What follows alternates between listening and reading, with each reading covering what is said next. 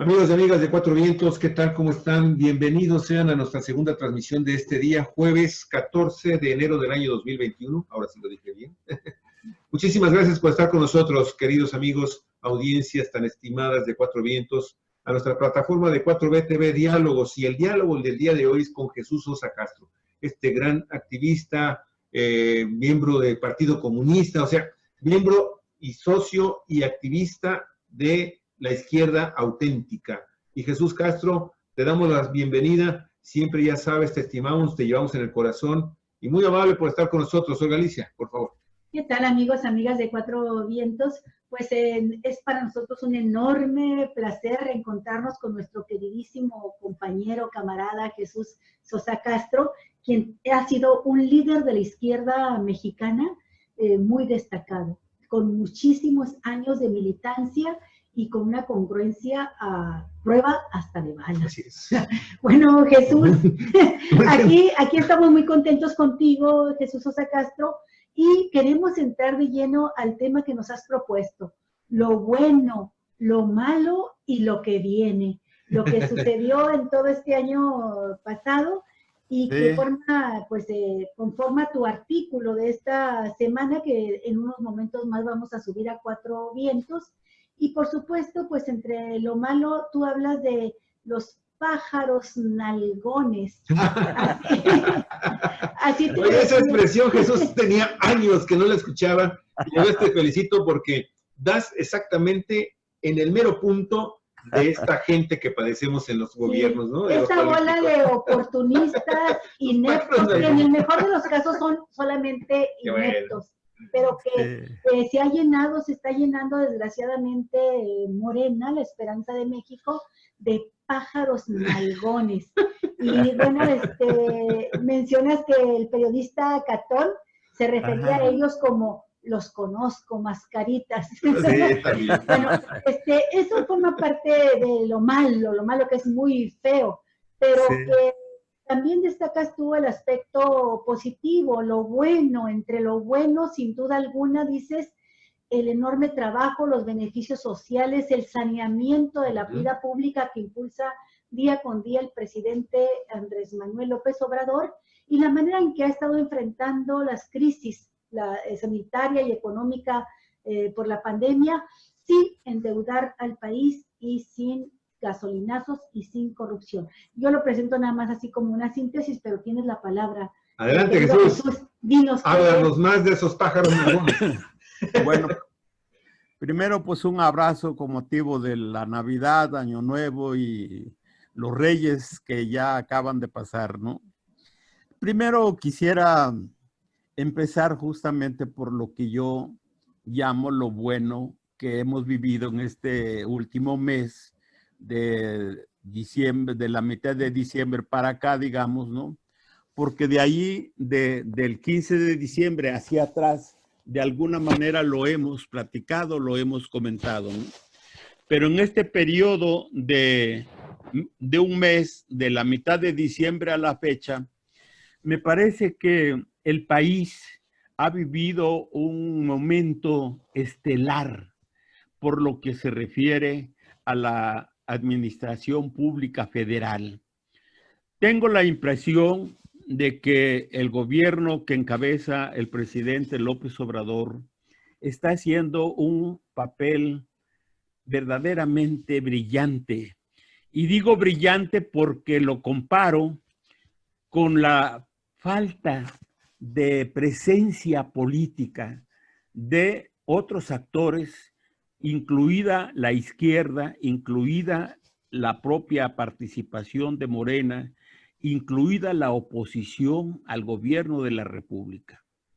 Todos estos o han sido omisos, no han dado pie con bola, como se dice, para plantear los problemas principales del país, o bien se han quedado en lo más elemental de lo que está ocurriendo en México, y el único que está haciendo un trabajo de fondo, según mi opinión, es el presidente de la República, ¿no? Por desgracia, sin el acompañamiento, sin el apoyo, pues de los intelectuales de izquierda, no han podido encontrar el espacio, o no los han llamado, o no los han pelado, no sé lo que esté pasando, pero la verdad es que los intelectuales de izquierda, igual que los dirigentes del partido y la mayoría de los militantes del partido, como que están ausentes de la vida pública del país. No opinan, no participan.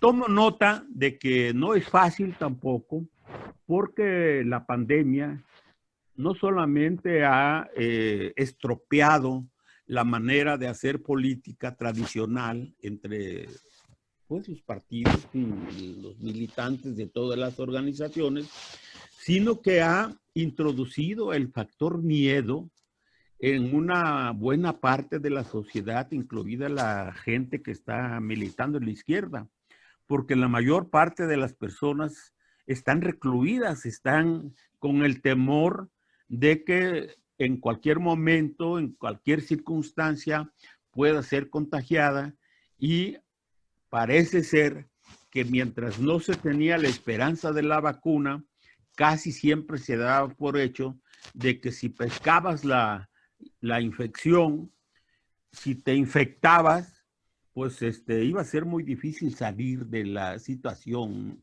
Y muchos compañeros, muchos amigos, muchos camaradas, muchos vecinos, pues han muerto, han estado siendo víctimas de esta situación. Entonces, a partir de todos estos elementos, yo creo que el único que no ha bajado la guardia, que ha estado recorriendo el país, que ha enfrentado de manera correcta y oportuna no solamente los problemas naturales como es estas inundaciones que se produjeron recientemente en Chiapas, en Tabasco, en Veracruz, todas esas zonas, con cientos de miles de damnificados, con pérdidas totales de sus bienes personales, de ganado, de animales y demás, ¿no? Y casi en un mes, el presidente de la República pudo perfectamente bien enfrentar esa crisis y resolverla sin mayores problemas, ¿no?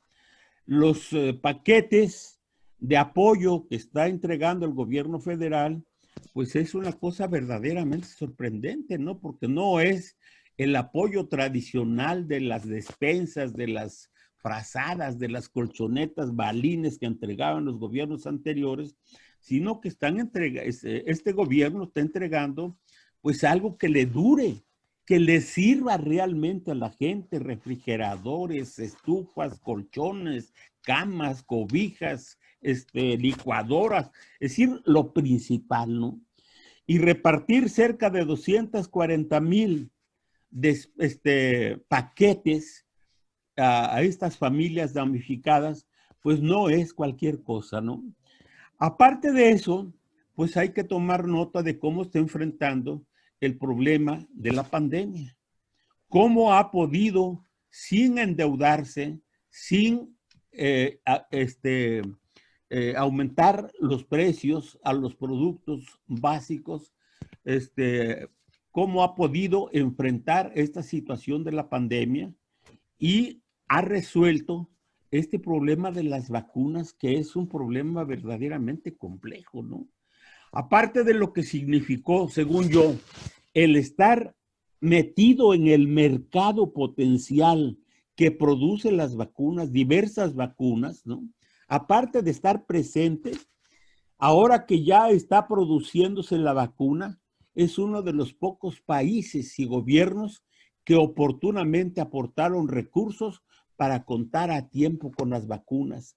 Ya las están recibiendo, y el día de ayer, por ejemplo, se repartieron cerca de 200,000 dosis en un día y están vacunando ya, y según la información que se dio el día de hoy, en los primeros días del mes de febrero, prácticamente estará cubierta la vacunación a los médicos, a las enfermeras, a los trabajadores que están en los hospitales COVID, y empiezan con la vacunación a los adultos mayores. Y a pesar de la campaña que hay desplegada de todos los sectores oponentes al gobierno, Andrés Manuel va con paso firme, avanzando, resolviendo los problemas. Y ahora está empeñado en desmontar todas aquellas instituciones o instancias generadas por el gobierno neoliberal que habían sido creadas como una manera de darle empleo a sus cuates, a sus amigos, y que no servían para nada, como es el INAI, como es otras instituciones, ¿no? Ya va sobre esas y demás. Y el día de ayer, como ustedes habrán oído, pues ya descubrió toda la corrupción que hay en los EFERESOS, en los centros de rehabilitación social, en los las concesiones entregadas por Calderón a ocho grandes empresarios. Hazme el favor, ¿no? 9 reclusorios en manos de privados con un gasto que hace el gobierno de 3,500 pesos diarios por preso. Todo es negocio, todo es negocio. El pobrerío que está en la cárcel, los hijos de las mujeres trabajadoras que van a las guarderías concesionadas también, haciendo negocio de la pobreza. Sí, más de 266 mil millones de pesos, sí, que se les van a pagar en el transcurso de 20 años a través de estos 9 contratos a estas 9 grandes empresas, que por cierto, Jesús, hoy nos estábamos informando de que la intención es cancelar esos contratos de asociación pública-privada, que eso es a final de cuentas lo que se tiene que hacer. Claro. Y bueno, pues sí, ya está sobre eso Andrés Manuel. Y yo creo que el equipo con el que está contando es un equipo de primer nivel, tanto por lo que se refiere a la gestión de las vacunas y de las relaciones internacionales y todo lo que tiene que ver con esto, que está en manos de Ebrard, de Marcelo Ebrard, ¿no? Yo creo que se ha mostrado una eficiencia muy importante, ¿no? La señora que está ahora al frente de la Secretaría de Seguridad y Protección Ciudadana, Rosa Isela Rodríguez, que es una mujer que yo conozco personalmente porque fue nombrada por Andrés Manuel cuando fue jefe de gobierno para empezar a trabajar la organización de los apoyos a los adultos mayores. Y en mi calidad de tal, fui visitado por ella, estuvimos platicando un buen rato en mi casa, y realmente es una mujer muy competente, muy sensible, muy humana, ¿ves? Ahora me interesa mucho hablar de la segunda parte de lo que yo llamo lo malo que está pasando en el país. Y esto lo refiero de manera particular a una inexplicable ausencia política de los órganos de dirección del partido Morena. Por una parte, como todos ustedes saben, la dirección principal, o sea, el presidente y la secretaria general, nos fueron impuestos a la militancia al margen de los estatutos por el Tribunal Electoral del Poder Judicial de la Federación y por el INE. Ese fue el primer gran salto hacia atrás que ocurrió en un partido político, especialmente en un partido de izquierda, porque se intervino en la vida interna de este partido, violando todas sus normas, sus estatutos, su declaración de principios y demás, ¿no? Sin embargo, dadas las circunstancias, se tuvo que aceptar que el presidente del Comité Ejecutivo Nacional fuera Mario Delgado y la secretaria general, esta compañera Citlali Hernández.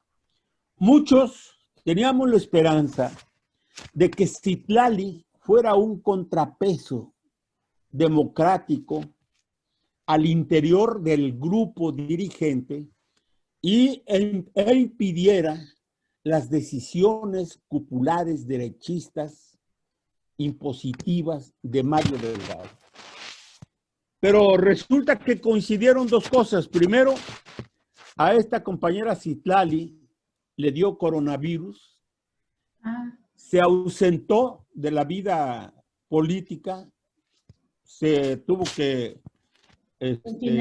confinar, y las decisiones principales recayeron en Mario Delgado y en un grupo de compañeros que no se sabe quiénes son, que forman parte de la Comisión Nacional de Honestidad y Justicia. Y entonces empezaron por designar a personajes como precandidatos a las gubernaturas de los estados. Y esto ha causado revuelo, ha causado irritación, encabronamiento en la militancia. Porque no solamente se han propuesto precandidaturas que vienen de la derecha, cuyo perfil es sumamente cuestionado, que no tienen antecedentes políticos en las filas de la izquierda y que además se impusieron sin la opinión, sin la consulta de las bases. Menciona algunos nombres de Jesús, de esas candidaturas que vienen de la derecha. Sí, bueno, una de ellas es la de Nuevo León, la de Clara Luz, por ejemplo, es el caso más relevante, ¿no?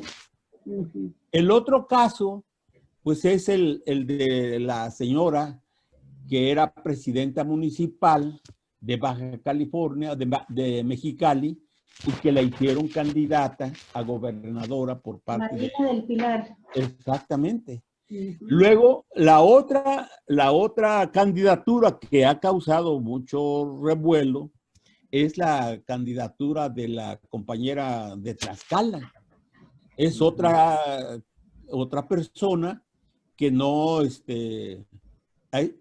reconocida como una persona que viene de las filas de Morena, sino del PRI, y que en los últimos meses dio el salto hacia Morena y la hicieron candidata, ¿no? El caso de Guerrero, pues también es un caso extrañísimo, ¿no? Primero porque allí hubo cerca de 19 precandidatos, hombres y otras tantas mujeres, ¿no? Y sin más, eligieron a este compañero. A Félix de Salgado Macedonio. No, al principio a Amílcar Sandoval. Y causó pues un problema muy serio porque la mayor parte de la gente se opuso a la forma y al fondo de cómo se había producido esa candidatura, toda vez que él era el responsable, el coordinador general del gobierno federal en el estado de Guerrero, el superdelegado, y la gente decía que se había utilizado los recursos y las relaciones que él había generado para hacerse precandidato a la gobernatura del estado. Después se cuestiona la encuesta, se hace una nueva encuesta y entonces resulta que aparece como triunfador Félix Salgado Macedonio. Y Félix Salgado Macedonio es acusado ahora por la otra parte que quedó desplazada como un precandidato violador de una chava allá por hace 2 o 3 años aproximadamente, ¿no? Entonces está cuestionado todo, hay una serie de manifestaciones de un lado y de otro y las cosas no se han resuelto de manera correcta, ¿no? ¿Tú cómo ves personalmente? ¿Conoces a Félix Salgado Macedonio de mucho tiempo? Sí, ¿Es parte de la guerra sucia o hay algo de fondo en estas acusaciones? Mira, yo creo que hay mucho de guerra sucia, ¿no? En contra de Salgado Macedonio. porque yo lo he venido siguiendo en su trabajo como senador de la República y antes como presidente municipal. Él tiene una historia un poco folclórica, por decirlo de alguna manera, ¿no? El toro sin trancas, el diputado Costales. Así es. Y además era un adicto a las motocicletas y se la pasaba allí como junior recorriendo las avenidas y las calles principales de Acapulco y demás, ¿no? Pero cuando fue electo primero presidente municipal y después diputado federal y ahora senador, yo valoro los resultados de su trabajo. Y el trabajo que ha hecho Salgado Macedonio, pues ha sido un trabajo de defensa de la Cuarta Transformación.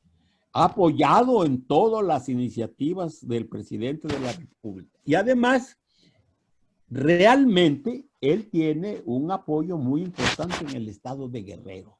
Porque viene de la gente del pueblo, se identifica, digamos, con estos sectores tradicionalmente marginados, en lucha permanente contra los caciques en el estado, contra Rubén Figueroa y demás, ¿no? Entonces, su historia personal, política, me parece que es mejor que la historia personal, política de Amílcar Pablo Salgado. Exactamente. Bueno, pero ahí está la cosa. Lo real es que los 15 gobernadores propuestos hasta este momento han generado un ambiente de irritación y de repudio a las formas que ha impulsado Mario Delgado.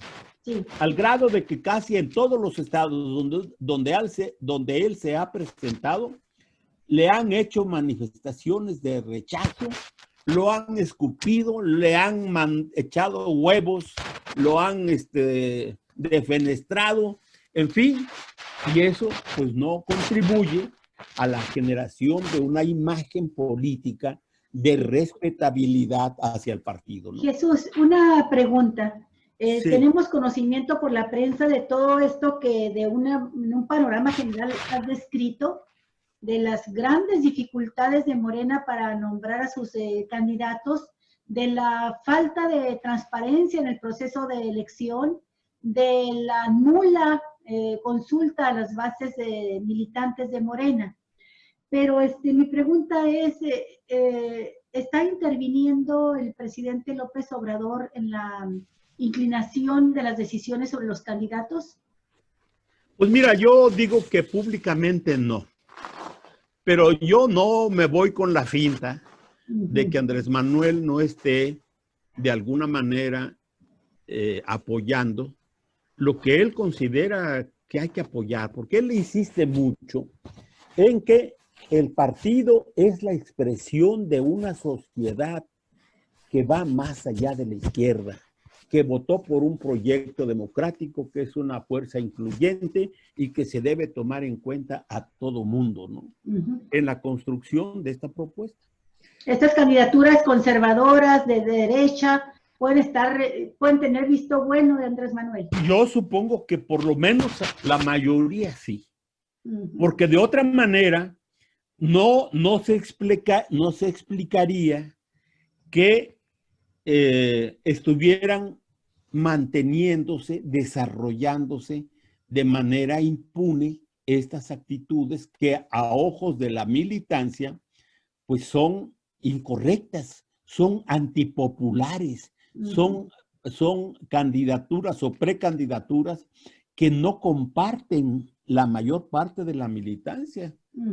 Entonces, yo digo que él no dice nada. Claro, él dice, yo estoy con licencia, el partido me dio licencia porque yo represento a todos los mexicanos y no voy a meter la mano. Bueno, se explica eso, pero yo no creo que él esté permitiendo que su proyecto por el cual ha luchado tantos años y que ha sido víctima de más de 20 años de críticas, de linchamientos, de linchamientos políticos y demás, pues no esté haciendo nada de manera,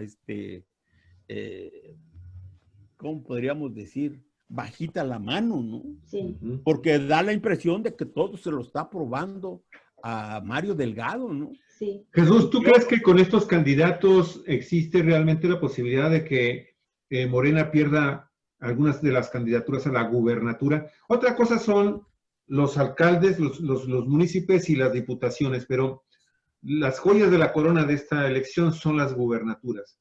Sí. ¿Crees tú que Morena alcance ganar las 15 gubernaturas o tú ves posibilidades en donde podría perder? Mira, Por esos candidatos, ¿no? Sí, según las encuestas que se han publicado por varias casas encuestadoras, se habla de que Morena va a arrasar en 14 estados de la República y solamente en uno va a perder, que es en Querétaro, donde el PAN supuestamente puede afianzar el triunfo, el éxito, ¿no? En 14 va a arrasar Morena, según se dice, ¿no? ¿Tú te la crees? Yo creo que sí, yo creo que sí.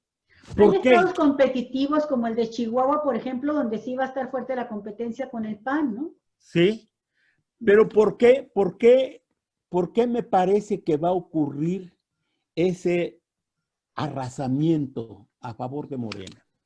No tanto por lo que significa la aplicación de una política correcta en la selección de las candidaturas por parte del Comité Ejecutivo Nacional, sino por el influjo y el crédito político que está teniendo el ejercicio gubernamental en manos de Andrés Manuel. Sí. Yo sostengo que lo que está haciendo el presidente actualmente es lo que está motivando este apoyo masivo que se observa en todas partes. Incluso hasta con candidatos que no ve bien la gente de Morena. Yo creo que la gente finalmente va a votar. Yo allí en mi artículo hago un señalamiento porque directamente me han estado picando la cresta, como dicen los guerrerenses. Si vas a votar o no por Morena. Exactamente, ¿no?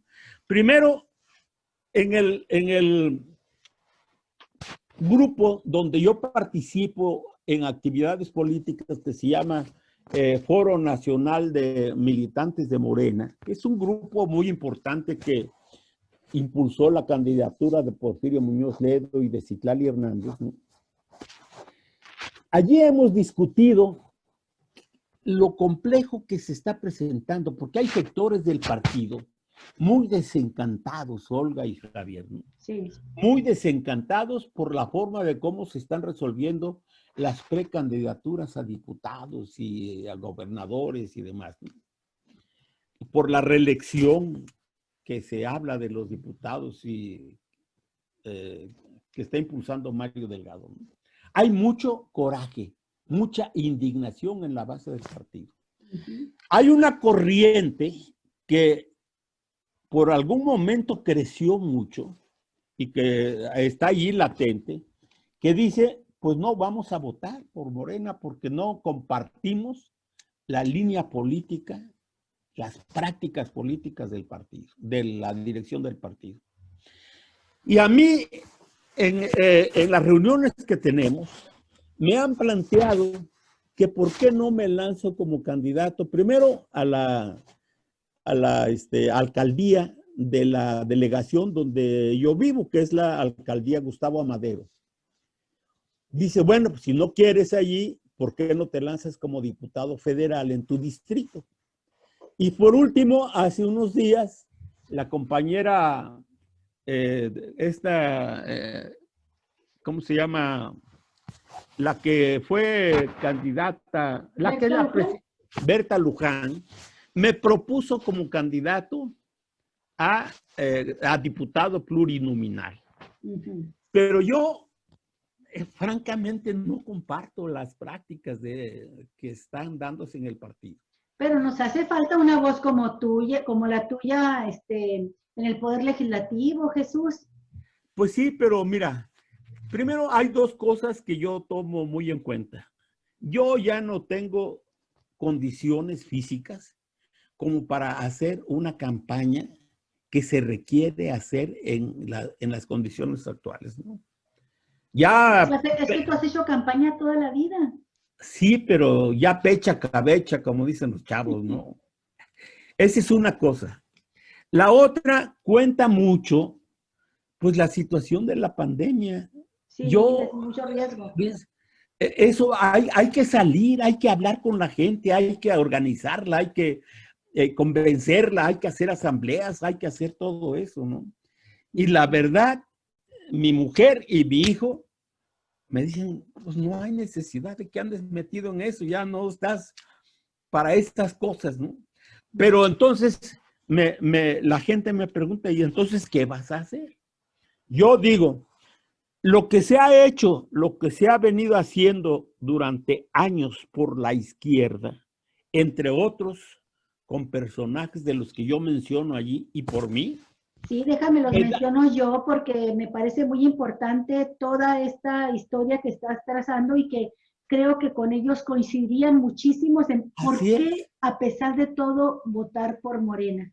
Así es. Tu trayectoria política está junto al maestro Otón Salazar, junto a Rubelio Fernández Dorado, junto a Arnoldo Martínez Verdugo, que fue toda su vida un impulsor de la unidad de la izquierda, junto con Gerardo Unzueta Lorenzana, junto a Valentín Campa, Lucio Cabañas, Ramón Danzós Palomino, este enorme líder agrarista mexicano, Eduardo Montes Manzano, Rafael Jacobo García y muchos otros más. Así es. Toda esta vertiente de la izquierda comunista, de la izquierda que se propuso grandes transformaciones para el país, pero que hablaba siempre de la necesidad de una acumulación de fuerzas y de estar pegadito a las demandas y las necesidades del pueblo mexicano. O sea, no considerarse la vanguardia del proletariado por encima de todo, sino estar cerca de la gente. Esta es la vertiente de izquierda a la que tú perteneces y ahora sí, dinos entonces, ¿por qué votar por Morena a pesar de todo? Así es. Entonces yo voy a hacer un llamado público a que todos estos personajes, estos líderes que se formaron en la izquierda y que andan dispersos y demás, jalando cada quien por su lado, voten por Morena. No los voy a llamar a que apoyen a tal o cual candidato, porque el candidato que están impulsando en mi alcaldía, pues simplemente es impresentable el cabrón, ¿no? Y yo no voy a hacer trabajo por él, porque no me convence, ni como dirigente, ni como persona, ni como político. Pero llamas a que voten por Morena para los candidatos a diputados federales. Sí, claro. Ajá. ¿Por qué razones? Porque yo estoy convencido de que a la oposición no le interesa mucho en este momento las gubernaturas, sino controlar la Cámara de Diputados. Así es. Oye, Jesús, permíteme entonces hacerte aquí una pregunta que quizás muchos mexicanos más se están haciendo en este momento con relación a lo que parece ser entonces ya una política también muy pragmática por parte de mucha gente de Morena y que incluso podríamos hablar hasta de gente de izquierda como tú.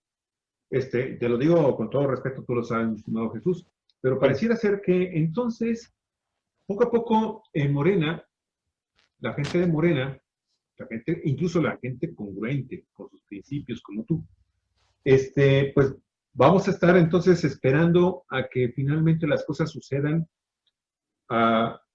y vayan evolucionando poco a poco. ¿Hasta qué momento entonces, aquí la pregunta que quiero hacerte, Jesús, hasta qué momento entonces gente como tú va a seguir haciendo el llamado para que se vote a Morena pese a los candidatos y a los métodos de selección? ¿Hasta qué momento, Jesús? O sea, estamos en una elección intermedia, importantísima. Sí, conservar la mayoría. Oye, pero va a ser lo mismo, mi estimado Jesús, en el 24, y va a ser lo mismo en el 27, Y va a ser lo mismo en el 30. O sea, Así hasta cuándo, Jesús? Alcance. O sea, a mí no me gustaría que sucediera lo mismo que sucedió con el Partido de la Revolución Democrática, el PRD. ¿Sí? No me gustaría mucho que sucediera esto con Morena, pero al paso que estoy viendo que se están comenzando a dar las cosas, híjole, te lo digo con todo respeto, mi estimado Jesús, ¿hasta cuándo seguir pidiéndole a la gente que vote por Morena, aún con todos estos que están arriba de los hombros de la gente? Y yo le agrego aquí a la pregunta de Javier, pues que nos digas por qué hoy por hoy también consideras importante que el presidente López Obrador tenga una mayoría favorable en el Congreso.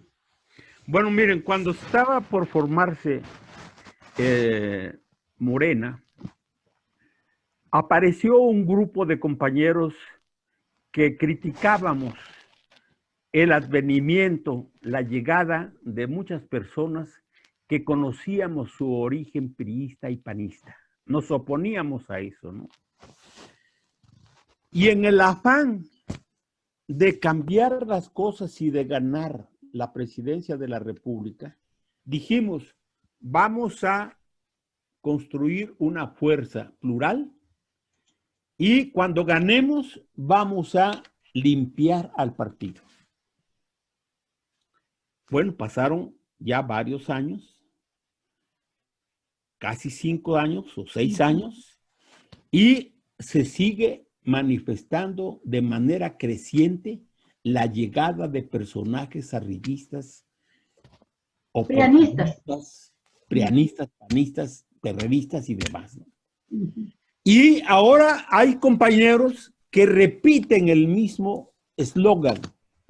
Vamos a ganar, vamos a garantizar la mayoría en la Cámara de Diputados para asegurar que no nos echen atrás, que no nos echen abajo el proyecto de los apoyos sociales, de la política social del gobierno, y después nos dedicamos a limpiar al partido. Yo ya no creo en esa versión, pero sí creo en el proyecto, Olga. Sí creo que lo que está haciéndose es un proyecto que a muchos nos hubiera gustado que se profundizara más desde el principio. No, pero la política no es de deseos. No está hecha de deseos, ¿no? Tiene que tomarse en cuenta pues muchas cosas, muchos factores, la correlación de fuerzas, el desarrollo de la conciencia política, la organización, etcétera, ¿no? Y yo creo que nosotros estamos en el inicio de un crecimiento de una conciencia democrática más profunda, más revolucionaria, ¿no? Porque se está viendo que el presidente de la República está yendo más y más y más a fondo en cosas que para muchos pues, resulta un poco difícil de explicarse, porque Andrés Manuel pues no ha dicho que sea un marxista, un comunista, nada. Él es un demócrata, ¿no? Sí, pero está rebasando a la misma Morena por la izquierda en la acción del presidente. Así es. Entonces yo lo que creo es que personas como muchos, entre ellos yo, tenemos la obligación de explicarle críticamente a la gente qué es lo que está pasando realmente y por qué no podemos renunciar al apoyo, al voto a favor de Morena en este momento. Porque significaría ni más ni menos que lo ganado hasta este punto se nos vaya para atrás. Porque enfrente yo percibo que hay una fuerza que se está organizando, que tiene muchos recursos, que está navegando porque no encuentra qué plantear, qué hacer y todo, pero tiene todo el papel y los recursos necesarios para empezar a acotar el poder presidencial y la fuerza del partido que lo llevó al poder. Y por eso es que yo hablo ya en la parte final de mi artículo de lo que viene. ¿Y qué es lo que viene? ¿Qué es lo que viene, Olga y Javier? Bueno, pues viene justamente lo que está pasando en Estados Unidos, en Uganda, en otros lugares y aquí en México, en donde se ha desatado una campaña para impedir las mañaneras, para censurar al gobierno, para acotarlo, para que no diga nada. Y a mi juicio, este es un problema muy serio. Yo, por cierto, ya me cambié, ya me salí de WhatsApp y ahora estoy en una plataforma que se llama Telegram, que se están pasando miles y miles de personas porque resulta que ahora estos corporativos de la comunicación que están en manos de privados con un poder económico muy grande es la fuerza o son las personas que están decidiendo qué puedes decir, qué es lo que no puedes decir, en qué momento te sacan de la jugada y te censuran y demás, ¿no? Entonces yo percibo que todo este panorama complejo, difícil, requiere no solamente de que nosotros estemos diariamente señalando por dónde viene la jugada desde la derecha, sino cuáles son las formas de cómo las fuerzas democráticas pueden impedir, pueden evitar un colapso de estos proyectos democráticos progresistas. Y sabes una cosa, Jesús, lo que yo me temo es que incluso este colapso o esta profundidad, este mayor ahondamiento en la crisis de este país desde el punto de vista político, pudiera venir incluso de los grupos que tú los has estado señalando como así otros morenistas congruentes, otra gente de izquierda que se da cuenta de lo que está sucediendo al interior de Morena. Esta grave crisis puede venir incluso del mismo Morena, del claro. interior del mismo Morena. O sea, ni siquiera, a lo mejor ni siquiera todos estos conservadores, todos estos ultraderechistas, toda esta gente que está Va por México, todo este tipo de organizaciones, no es tan peligroso como el huevo de la serpiente, como el huevo de la serpiente que ya tienen inoculado Morena en el propio partido, y de los cuales en este momento ya estamos viendo comenzar a ver que se está rompiendo el cascarón, Jesús. Yo por eso te preguntaba, ¿hasta cuándo? Pero esa es la precisión que yo quería hacer. Sí. Bueno, pues ya te dijo que él no está de acuerdo. Sí, no, él no está de acuerdo. Sí, pero Jesús, a ver, mira, me parece muy importante este aspecto. Se parece tu posición hoy a la que tuvo Tatiana Cloutier cuando anduvo por acá en Baja California y la gente le dijo, no nos gusta Bonilla para candidato. O cuando anduvo en Morelos y le dijeron, no nos gusta Cuauhtémoc Blanco para gobernador. Y ella les dijo, pues no voten por ellos, pero voten por Andrés Manuel López Obrador y voten por los candidatos a diputados y senadores, porque necesitamos arrancar este proyecto de cambio de la cuarta transformación en el país. Bueno, pues ahora pareciera que es más o menos lo mismo, la posición que tú estás perfilando. Ni hay que votar, ni hay que respaldar candidaturas impresentables en las elecciones locales, pero hay que cuidar la mayoría en el Congreso de la Unión en este último trienio del presidente López Obrador. Yo en general coincido contigo, a pesar de que se llevó como candidatos también a diputados y senadores a gente no tan confiable, a 3 años el resultado no es tan malo porque las Lilis Telles son verdaderas excepciones de la regla. Incluso aquellos como, tenemos aquí por ejemplo a un petista, Armando Reyes, que buscará reelegirse y que no es buen visto realmente y que ganó gracias al impulso del nombre de López Obrador, pues él buscará reelegirse, pero el mismo Armando Reyes a nivel ya federal, estando allá, vota en el sentido de las propuestas hechas para las transformaciones que propone el presidente. Bueno, todo esto yo lo contemplo, lo considero así, son de las cosas que desgraciadamente muchas veces nos tenemos que tragar en aras, ahora sí como dicen, de un bien superior, sacar adelante, terminar un proyecto bien. Yo tengo mucho temor, como tú, Jesús, en que la derrota de la 4T, la derrota de López Obrador, el fracaso si se impone la derecha, nos lleve a una situación como ha sucedido en otros países, fundamentalmente latinoamericanos, de un resurgimiento de la ultraderecha. No volveremos a estar como estábamos inmediatamente antes del triunfo de 2018, estaremos peor si se afianzan. Y lo vimos ya en la plataforma electoral que ha propuesto el PAN, como nunca se quita la máscara y propone una plataforma ultraderechista. Claro. Bueno, creo que estamos en una situación, en un momento muy, muy peligroso en el que no es lo deseable, lo más deseable, sino lo necesario, lo que se puede hacer.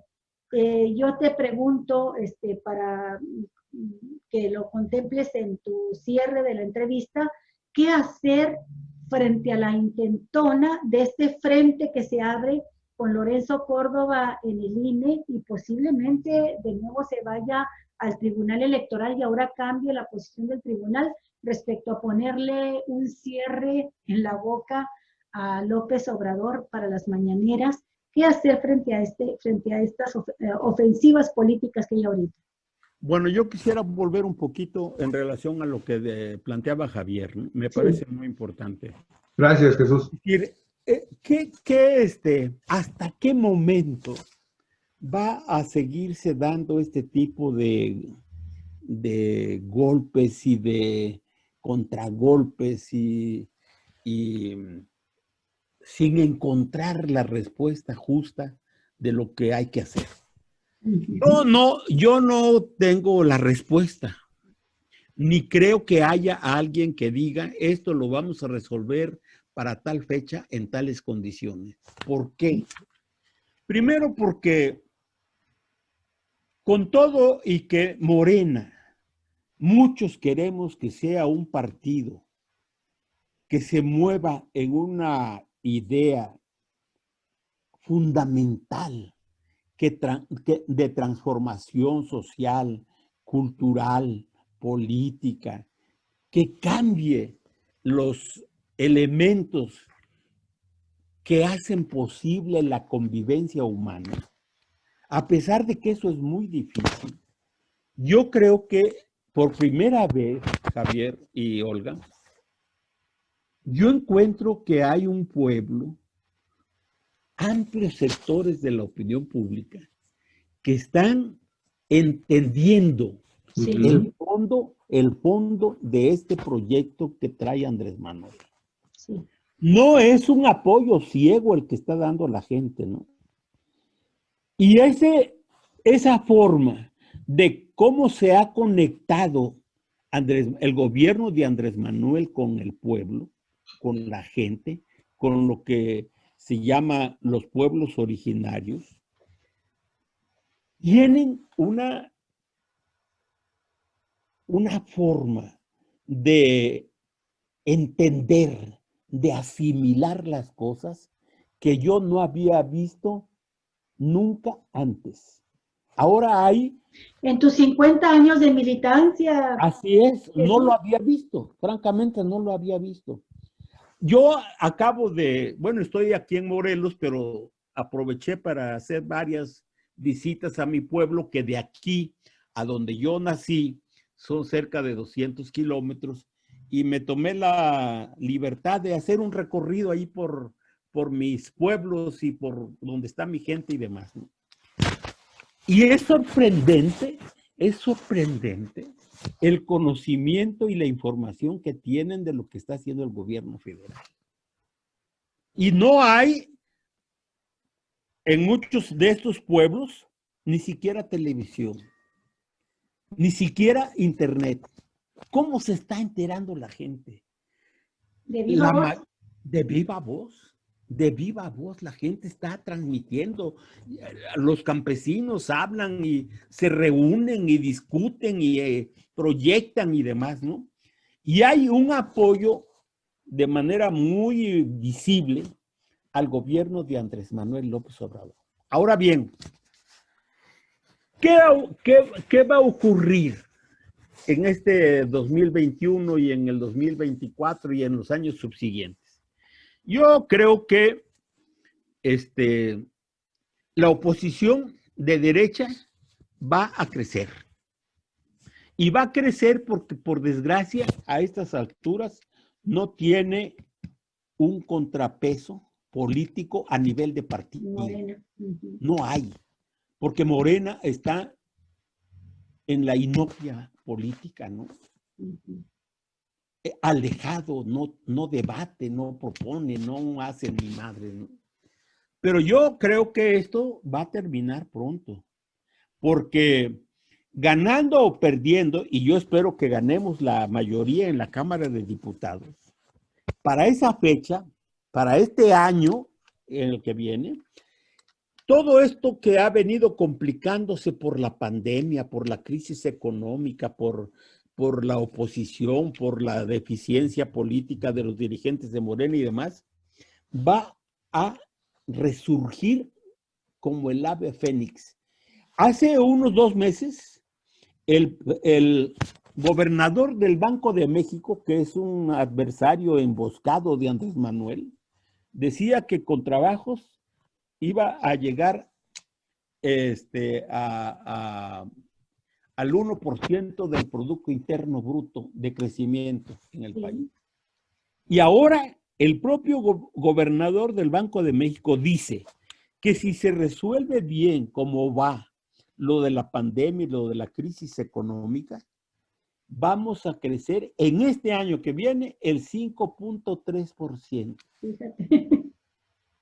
O sea, yo percibo que lo que está haciendo el gobierno, que tiene que ver con el no endeudamiento, con no el aumento a los precios, a los productos, a la canasta básica. No gasolinazos. No a los gasolinazos. El aumento al salario mínimo. Los apoyos, los programas sociales. Outsourcing que van a resolver y demás, ¿no? Que va a ir a fondo contra la corrupción y demás.